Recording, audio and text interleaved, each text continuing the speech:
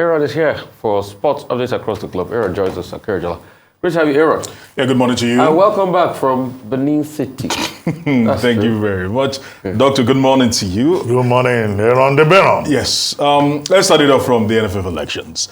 Ibrahim Gusau has been elected the new NFF president. But Doctor, I must actually tell you that there were reports that dollars were flowing left, right, and center in Benin. I didn't see any with my eyes, but... Did you touch any? I didn't touch any. I must tell you that for a fact. You got to take that to the bank. But I heard dollars were flying left, right, and center. Some candidates, according to reports... You are putting Peter's side, Ida. Peter's side, Ida. Yes, said so. He's the one who has been quoted in the papers as saying he went on some social candidates brought money. And he was saying, well, he has no reason to lie. So all those dollar notes were flying up and down. The greenback. I'm telling you something. They said... And in fact, he is saying that the EFCC should wade into the matter. I don't know about how NFF election aspirants can be playing around with the dollar. Some were collecting, I heard that they were giving some as much as 10,000 that was being up to 13,000. And we even heard that some were even giving $20,000. So they even pay more than delegates for NFF election. But at the end of the day, I must actually say that one man shone through, Ibrahim Gusau. And off the back of the fact that he has had a hold on the Congress, and his goodwill and his loyalty over the years ultimately paid off. And he went in, of course, either Peter side actually had a showdown with him. He refused to step aside, but ultimately he actually came out on top, and he is now the new NFF president. And one of the highlights of the NFF Congress was the speech by the ex-president of the Nigerian Football Federation, Amaju Melvin Pinnick, where he actually made some statements. Let's get to hear from him just briefly. So I don't want to bore you. Today is a day where we definitely will have to contend with a new leadership. From today, you don't need to give me life president and president emeritus. Once again, I love you guys. All right, he described himself as President Emeritus. Now, he has taken up the big brother role. Of course, his position in CAF and FIFA still means that not only does he hold sway, not directly, but indirectly on affairs in Nigeria and 22 other nations in Africa. So, of course, he has actually stepped up his game right now. He has actually stepped up his portfolio right now. And let's see what becomes of his new position. But I must actually commend the women, because we have two women in the board of the Nigerian Football Federation, Margaret Ichen and Aisha Falode. And I must commend Aisha Falode.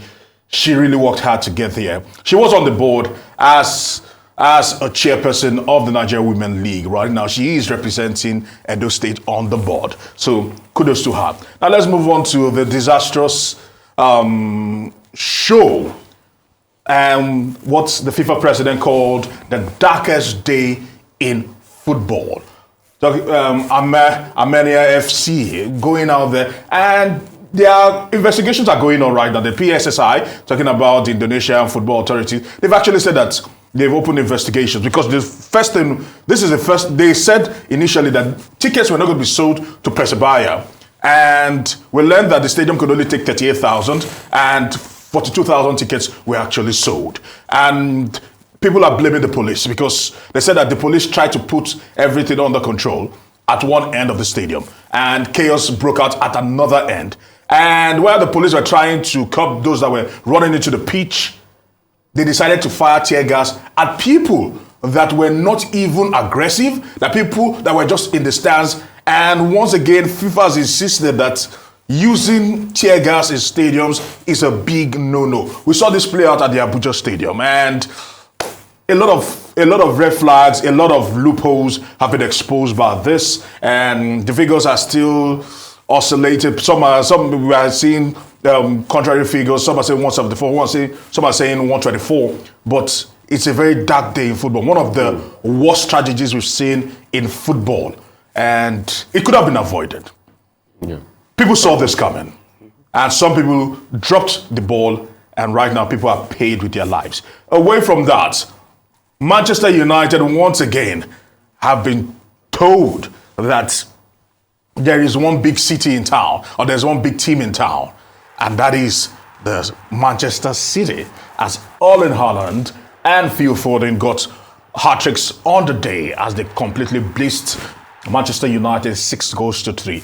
The scoreline flatters the actual outcome of the game. Manchester United were far from it. And one man has been getting all the plaudits, Erling Haaland. If you can, of course, he actually had his very, very signature pose afterwards, actually showing the calmness and the serenity that follows his game. But when you look at the records, you can actually see right now, 3 back-to-back hat-tricks at home at the Etihad.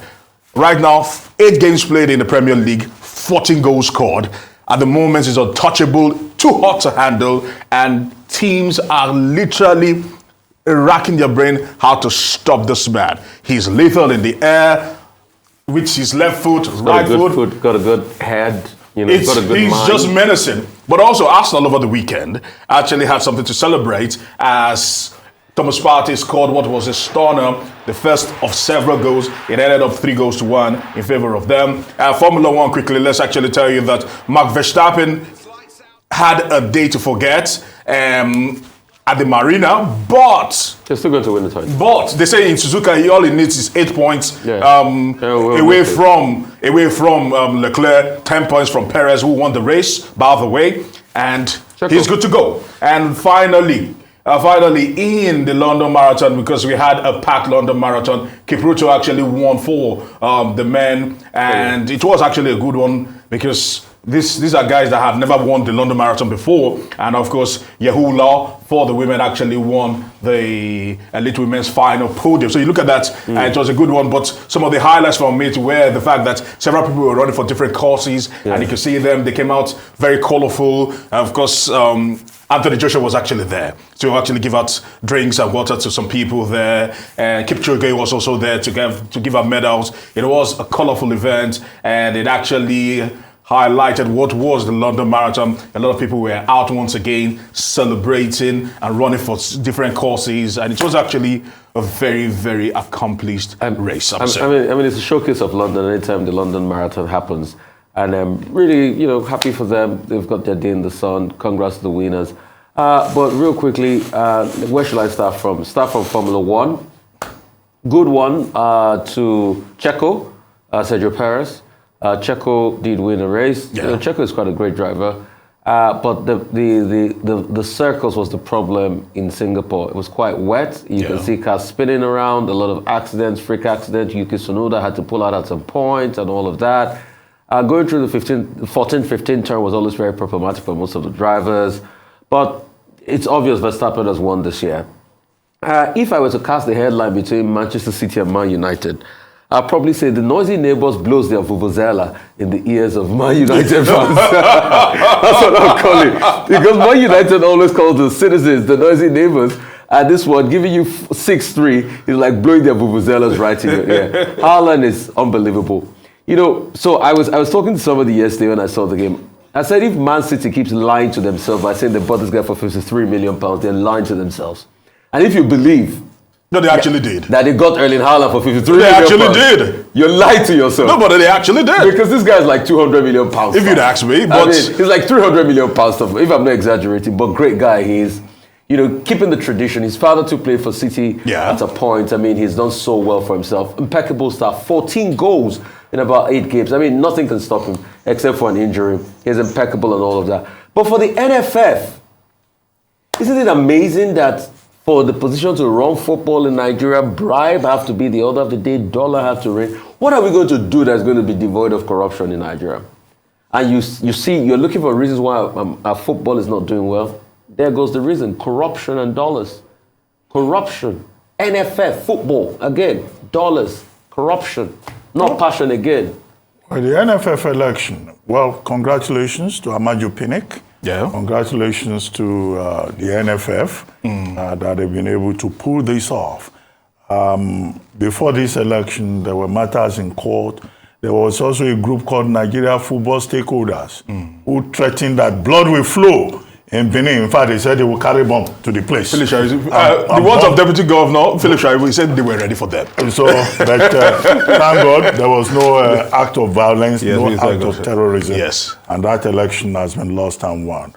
First, I think it was curious that Sheya Akinwumi and Diko had to step down when the election went into a runoff. Yeah. You know, they stepped down for Gusso. That's sportsman-like. Making it, easy for Gusso That's sportsman-like to take the leadership. And I hope that Ibrahim Gusso, who is the Samfara FA chairman, and who has been an executive board member of the NFF, knows that he has his work cut out for him. True. Yeah, the elections may have been concluded, but all is still not well in the house of football. And I hope that given his experience, and popularity, he will be able to provide that leadership. And it's good to see inclusiveness. Aisha Falode, Margaret Ichen, both of them now in the NFF executive board, so it's not an all-male affair. And there was a story quoting Aisha saying, in fact, when she won, she was still looking around. She wasn't too sure because the race was too tight. It was too tight. Trust me, it was. It also went into a runoff, by the way. Yeah, but congratulations to all of them, and congratulations also to Amaju Pinnick, who is not getting a third term, but who will still have the opportunity to continue to make his contributions to the development of football. In Indonesia, yes, that tragedy is not just the most saddening, war strategy in the history of football, in the history of sports. But the question to ask is, President Widodo has suspended the league. He has called for investigations, thorough investigations by the police and the Ministry of Sports. But would this affect the chances of Indonesia, that is supposed in May, June, to host the Under-20 World Cup, and that is also interested in the 2023 Asian Cup? It's a big because flag. This is about bad behavior on the part of fans. The Amane Mania, they call themselves. They stormed the pitch because their team had lost 3-2 to the visitors. And then you had, for the first time in 23 years. And then you had over 125 people, dying, about 180 persons injured. The scale of it alone is frightening.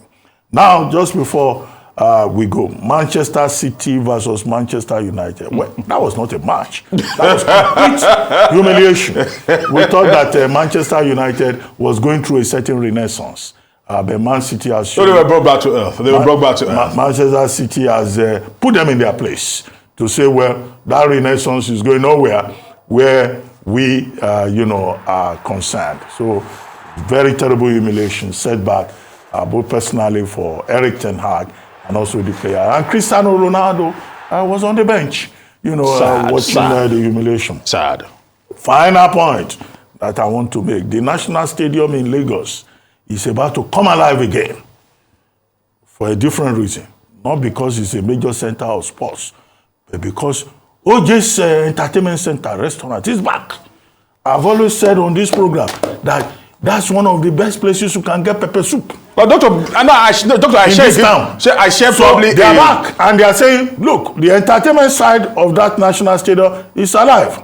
But Doctor, where is the stadium? Where is our national stadium? Doctor, the point is... If you see me there going for pepper soup or jollof rice, you know that at least that's one side that has woken up. I don't know whether that's an achievement. We know our national stadium more for pepper soup than for sports. It shouldn't be, but we've seen that actually play out, and this is almost a slap on the minister, the Minister of Youth and Sports. Was being done to that's the point, because we know that Baba Kessington actually put some money on ground to have that stadium revived, and it's unfortunate that. So what happened? The money has been. I don't know. I cannot say for sure what has happened. But the last time I had a meeting with Baba Kessington, he said he himself was curious. Now what happened to the money? To find out that the stadium is still not alive as we speak.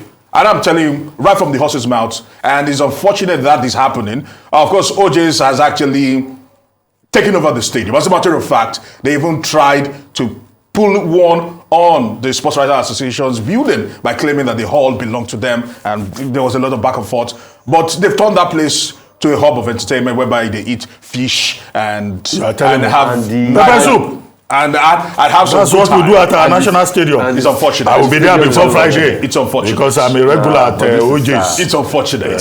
Don't worry. But let's investigate that money. How can money just be put down and we don't? But they hung an electoral board, by the way, at the stadium. Is that only what the money Babaka Kesinti put down for? Okay, I will not say more than that. Anyway, thank you very much, Aaron.